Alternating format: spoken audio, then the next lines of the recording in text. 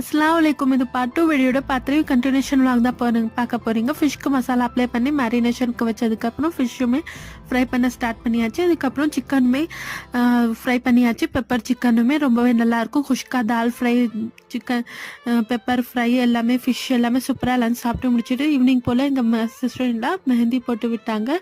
மெஹந்தி டிசைனும் ரொம்பவே நல்லா இருந்துச்சு. அதுக்கப்புறம் சைட் பை சைடாக ஸ்நாக்ஸுமே சாப்பிட்டுட்டு இருந்தால் பப்பாயா, அதுக்கப்புறம் எங்கள் பிரதர்லாம் சிக்கன் ஷவர்மா இந்த மாதிரி மோமோஸ் எல்லாமே வாங்கிட்டு வந்திருந்தாங்க. அது வீடியோஸ் எடுக்க முடியல, மெஹந்தி அப்ளை பண்ணிட்டு இருந்ததுனால.